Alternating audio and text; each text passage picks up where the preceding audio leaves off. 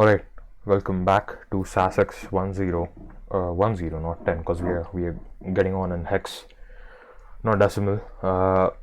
So today we're talking about language. Language not in the pop culture sense, when someone just says mind your language, that sort of stuff. Language more in the crude sense of how you convey things. So how do I get to this topic? When I personally like to say convey or understand or break down a computing abstraction, I sort of break it down into multiple facets to the store them. One being processing or compute, one being storage or persistence, third being networks, interfaces. So this network component, this interfaces component, language is what handles that.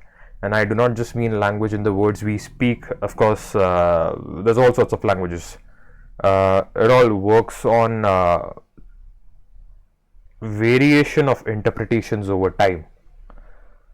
So whenever I see the word variations, the phonetics of it, variations, the sequence of that when put in that manner, in that context, when you understand that in your context, that's when I'm conveying something.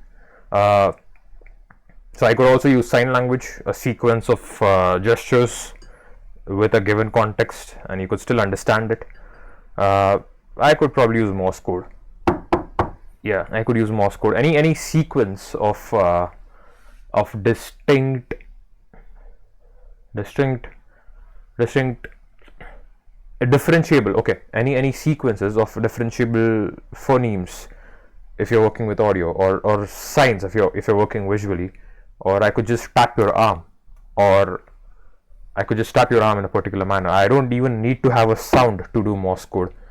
I could use blinking flashlight. So any way to convey, say, binary signals, a single high or a longer high, a smaller high or a larger high, a dit or a dash, we are different communications. So even that is a possible way to convey a pattern of signals. The context is what helps decode the sequence. So language in that sense is not limited to how we speak. It's not how, it could be images. Images are a different form of language in the sense that they offer some density, some parallelism to the symbols that they convey at a moment in time. It's up to the, so it's sort of an asynchronous communication, images. Asynchronous, when I mean by what I mean by asynchronous is at write time and at read time, the levels of interpretation that go in are different. So if I'm speaking right now, the amount I speak, the estimated effort that goes into it, the estimated cognitive effort that goes into speaking something, a sentence, and you interpreting that, it's of a similar order of magnitude, I'm guessing. I'm hypothesizing. But let's say drawing an image, the one who paints and the one who interprets, the amount of effort that goes into, say, creation of that message and consumption of it are sort of order of magnitudes different. So there's all of these factors that come into language. And one more probably the most interesting aspect of it all around interpretation of a language is the context in which you evaluate the language, whatever's being communicated. So the context could be anything. So there's of course there's multiple ways of breaking down language, in the sense if you're communicating with yourself, if you're communicating with another person, if you're communicating through different media, it's all very very very very interesting if you put some time into it. So why do we talk about language? Because it's probably the most powerful driver of innovation. Because language, I also talked about talking to yourself, not just talking to others. So when you really start naming stuff, So this is the crux of the video. When you really start naming stuff, when you really start giving names to larger abstractions,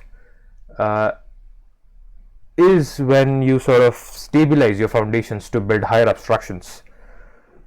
So to really say get into calculus, I had to really get through the phase of naming the Arabic numerals, 1, 2, 3, yeah, that sort of stuff, to really say have a Lisp for let's not get into programs, to really understand what a chair is.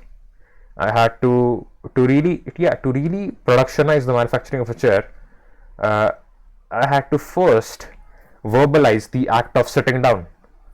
If I did not ever sit down, the act of the symbol chair, I'm not talking about the word chair. The word could have been anything else. The thing that you see when you hear and see a chair, that thing that could not have been productionized unless humans collectively thought about the act of sitting down, probably on a stone somewhere or on the ground sometime. So slowly, unless you do not name your basal abstractions, you cannot move on to the higher ones. So where does that lead us? One interesting take on this then is not limiting yourself to the language that you usually convey or communicate in. For most of us, this audience, it's probably going to be English for the most of us. But to think of language in a more generic sense, simply think of it as an interface. An interface could be with yourself, could be with others, could be with a number of people. So right now, I'm communicating with at least 6 people. I've got 6 subscribers, so at least 6 people will see this notification. So the act of seeing a notification, the act of opening a video, the act of choosing to listen to this, say pausing, playing, that sort of stuff, interacting, this is an interface. Probably language is an outdated word that we need to update with an interface or something to really accommodate for this flexibility in interpretation. So when you learn a language, you're probably always learning languages whenever you're doing something, because a language is not more about what you convey in the moment, but the context that you carry with yourself. So your context is actually being updated probably a lot of times. It's a dynamic thing. A human's context is probably cannot be statically pinned down to something. It's a dynamic, organic, flowing thing. It can't be pinned down. So what that leads us to is rather than just being subject to this fluidity of your context and being subject to its possibly uncontrollable variations over time, try to engineer your context and consequently your language as well, your interpretation of language as well. And by that I mean build your own vocabulary around how you interpret the world. For every human is different, but then there are a lot of patterns that are true for every human. I mean, when I walk, I'm always going to put my right foot in front of the left foot. I'm not going to hop on my left foot again after I put my left foot. So that gait, that usual walk, that is probably the semantic value of a walk, to convey a walk. It could be a stroll, it could be a paced walk, it could be a strut, a catwalk. But a walk symbolically is a right foot after a left foot and a left foot after a right foot. So irrespective of the human that you're talking about, symbolically, semantically, a walk is a walk. But then down to the person, down to the details, the gait's going to be different. The distance between their footsteps is going to be different. The pacing, the rhythm of the walk is going to be different. The way they carry themselves, it's all going to be different. So this bridging this idea between the symbolic, the semantic, and the continuous is sort of important to realize, to control your interpretation. So what I'm really getting on with here is to control your interpretation of language. And yeah, once you gain this control, once you become aware of what language truly is. So right now, the way I'm talking to you, language is not just this audio file, not just this bunch of phonetics, phonemes that are being transmitted to you via the channel. It's all of the context. It's the green SAS-X10, the logo, the two URLs, the context that you see. It's all of this. It's the blue that you see around me. It's the way I present myself. The act of, say, using wired headphones or having a beard like this, or if I was clean shaven, even that is a way of communicating something. Everything communicates something. It's just that the interpretations are up to you. And what you want to do is expand your scope of interpretations and your ease of interpretations. By that, what I mean is you want to be aware of a whole bunch more rather than just what I'm saying. Yeah, and you also want to be able to not overthink it. So you probably do want to quickly triage what is important, what is not. So that is termed as what is noise and what is signal.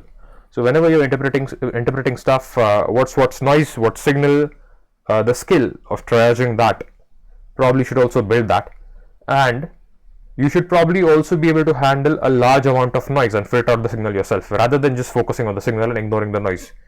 Because you really do not know what resonates with the signal, or what is a latent or a preceding noise, preceding input or output to the signal, to really convey the whole message. So this becomes important when you're, say, interpreting dense texts, reading very dense books or lectures, or yeah, just going through situations in your life to understand what is noise and what is signal. I again, I've mentioned this in another video as well. I do believe in coincidences, randomness, chaos.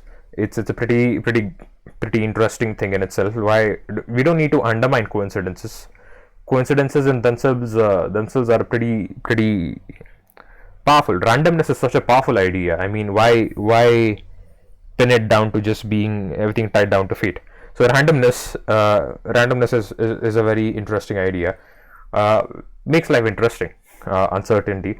So the point is, to be able to be aware of the scope of your interpretations, but then to arrive at an interpretation quickly is sort of a very good skill to have. And okay, so why do I get into language? You probably hear me, the way I think.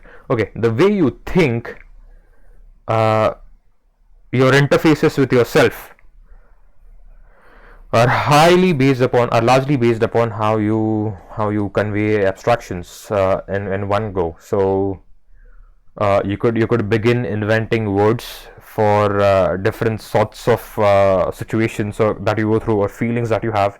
You could allocate words for routines. Yeah. So every day I get a coffee, I ramble on the SAS. I do a couple of push-ups. I mean, okay, some push-ups, not just a couple. I get on with my day. So rather than just saying that, I could just say I do my morning protocol, or I do my morning philosophical protocol. And the next time I say this, the morning philosophical protocol, all of this clicks right away. So we can just talk about more things. I am more densely packing information because I am building your context of my morning philosophical protocol, the way I say it and the way I convey it, that this is this and this. In the future, I might do a slightly different thing. I might switch to tea rather than coffee, but then you still get it. It's still the morning philosophical protocol.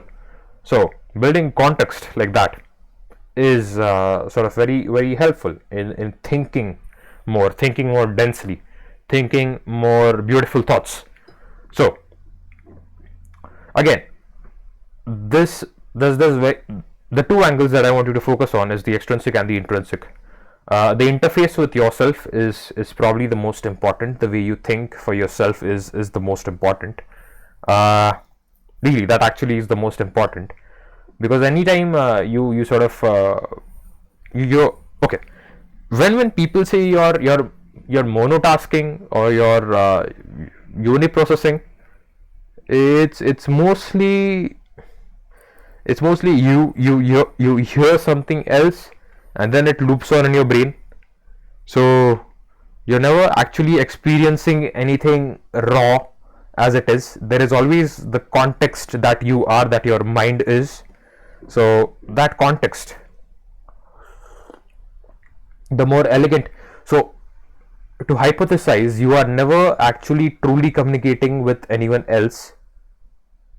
You are just listening to them in an unbiased manner in the first phase, and then you are adding on your bias with your own context. So the thinking, the interpretation, all of that happens in when you're adding in the bias to context. The unbiased aspect, where your senses are working. I mean, phonemes fall on your eardrums via vibrations and stuff, and that is being forwarded as a particular signal, a symbol, to your brain. Your brain collates it and that sort of stuff. That is different. Now, I mean, I'm not that well versed with the biology of stuff, but then there are ways where when I say the brain, I mean processing stuff, the compute. So network interfaces and the compute. So your compute could also be offloaded to your spine for any of your reflexes. I mean, if I do have my hand over something, I don't know, spiky or hot, it's not traveling back to my brain until that symbol, that symbol being that feeling of sensing the discomfort, is conveyed to my compute, that being spine in the case, and it conveys another symbol of taking action, contracting my bicep and pulling my hand away. So my bicep and my brachioradialis. No, yeah, I should not say stuff that I do not know about. Okay. Yeah. All right. So those symbols, talking in symbols, and being computed. So the interface within your own compute is, you could also train your reflexes, by the way. So over time you could condition your spine to sort of behave in a different manner. So it's not like it's completely reptilian or reflexive. Again, I should not say words that I am not completely sure about, but here we are. I'm probably going to be so wrong in a whole bunch of these videos down the line, but yeah, whatever. Alright, so the point is, when people think about language, it's mostly to communicate with others. But what I want you to understand is get good at language to think better, to be able to communicate better with yourself, not just others. Because anyway, when others are communicating with you, you will think live in the moment. It's not like you're just simply listening to them. You will of course think. You cannot simply listen. If you're not thinking in the moment, you are not listening. So that interface of thinking, that inner loop of yours, probably try and engineer that is what the point of the video is. How do you engineer that? So there's a couple of explicit name dropping that we can do to highlight stuff. There's of course your inner voice. Your inner voice again is the way you deal with it and that sort of stuff. It's again an interesting way to engineer your inner interface. does the way you carry yourself, how you choose to use your senses, how aware you are of your surroundings, what sort of things are sort of forming the undercurrent of your actual live loop. So a very, say, a trained combat veteran would be more aware in general, more in tune with the senses, because they're constantly on probably the OODA loop, to so to say, compared to a sedentary person who works a desk job. So that sort of stuff. Try, yeah. So that inner interface, that inner context, is what it personally has elevated my communication skills with myself. You do not need to learn it to communicate with others. That does follow, but then probably just better formulate stuff with yourself first, and all else follows. So if you're just a better thinker, uh, yeah, yeah, everything else follows. And how? Okay, some practical ways to do that is to of course read other better thinkers. What's better in the sense it's like societally accepted that the better. So philosophers, I don't know who, yeah, philosophers, the generic philosopher, anyone in that particular subject, when they probably get to a very high level of specialization or expertise, they probably turn into a philosopher of that subject. So that might be debatable, but then I think that's true to a very high extent. Uh, so how do you think better? You could, okay. Now, a very a very important aspect is then writing. Writing is such an elegant invention, I would say, that really accelerated humanity. To be able to, it's okay. So right now, when I speak without, let's say, if you could not pause this video and if you could not rewind, when I speak, you're constrained by time. You're constrained that you have to interpret this in this much amount of time. You're limited by the amount of context that you can carry. So if I were to ramble on for let's say 2 sentences, you could remember that. But then if I was rambling for 2 minutes, you would start losing nuggets. You'd start losing information. Writing allows you to delegate that worry, that effort, that handoff, that effort of maintaining context to something external that you can revisit again and again. That is in itself very powerful, and it helps you reverse engineer your thought. It helps you reverse engineer. It helps you dissect your thought. So writing is what I personally actively got into writing when I was 19, explicitly writing for the sake of thinking better. I mean, of course, I was writing. I'm literate. I'm literate. I'm not talking writing in that sense. I'm literate. I can read and write. Since I was, I don't know, probably 2 or 3. I don't know when kids start writing. Uh, Writing in the conventional sense. Of course, kids are also communicating with their. I don't want to make that onomatopoeia stuff. The goo goos and gagas. Yeah, they're also communicating with that. But writing writing to think better is probably the best thing you could do. I mean, I cannot express enough what writing has done for me. Uh, so, to reverse engineer your interfaces, to put them in perspective, to be able to break them down, claim by claim, argument by argument, point by point, is what helps you become a better thinker. Uh, Video essays are something that I do because serendipity. Okay. Writing does hold you back from not overthinking it. So you should probably have antagonistic pursuits.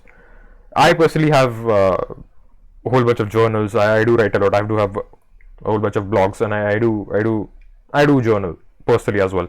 So my over-engineered thought is sort of out there. It's out there in the sense it's there. I know I can overthink stuff. To really flow, you need to break yourself free from the writing as well. At some point in time, you need to understand that writing in itself, the act of over dissecting stuff and over analyzing it, and trying to convey in a dense, simple manner, is also not it. You should also be able to convey signal via more natural forms of communication.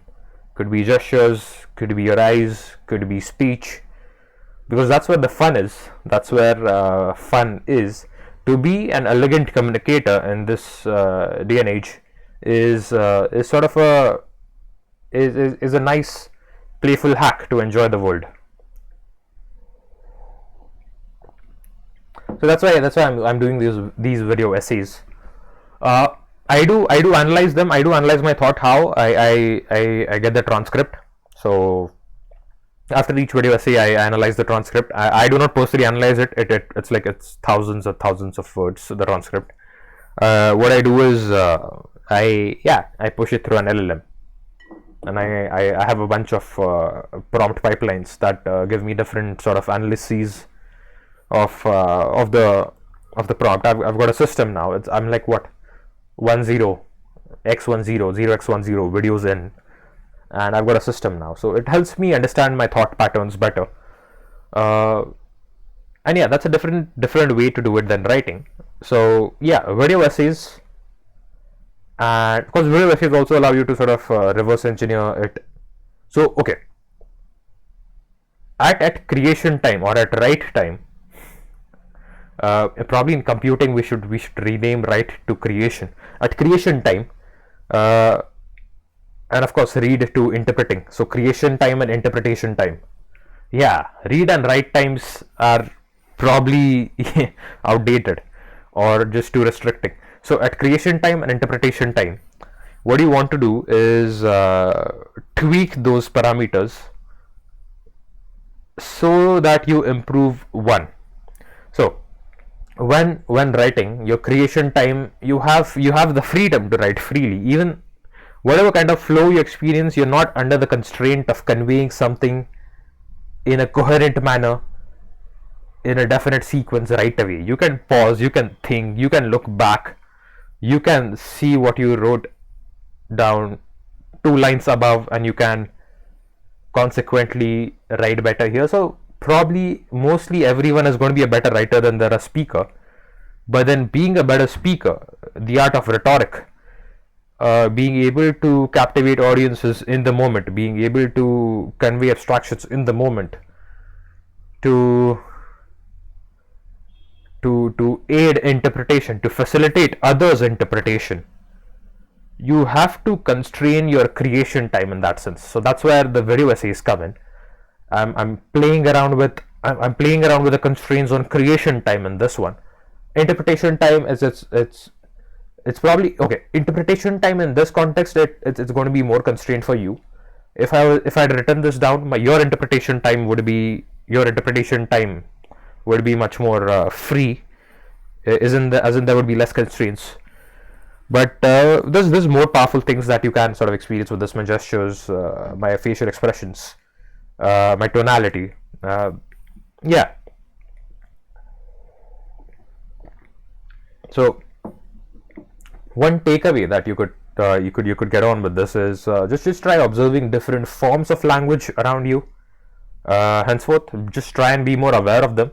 Try naming abstractions so that you can build up towards better abstractions. You could think in higher dimensions.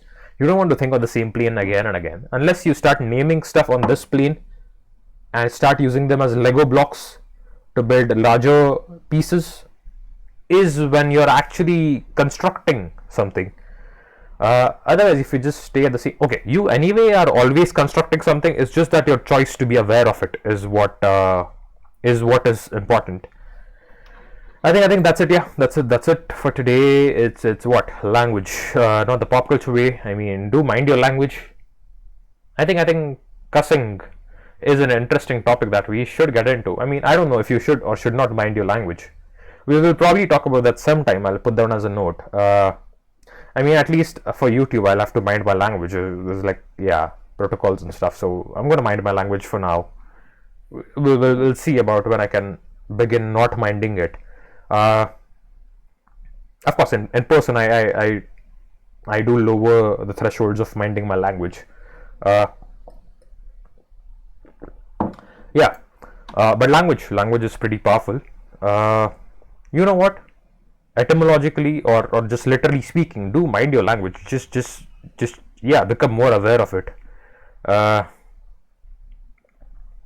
Yeah, become more aware of it. I mean, do dissect language in your own mind, in that sense, because it will make you a better communicator with yourself and others. What's more important is communicating better with yourself, to truly understand what you feel, to truly, yeah, understand that without bias and in true practicality, objectively, is a very powerful thing to do.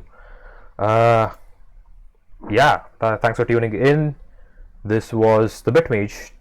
Here I ramble on about philosophical stuff, more cognitive stuff. If you're into the tech aspect of it, the what, how, when, yeah, that sort of stuff, of the technical implementation of these sort of things, of these ideas that I have, of these concepts, check out the Bit-Mage, thebitmage.com, and conway.com is where we host the blogs. So thanks for tuning in. This was SASX10. I'll see you in SASX11, not 11, because we're in hex. Have a good one.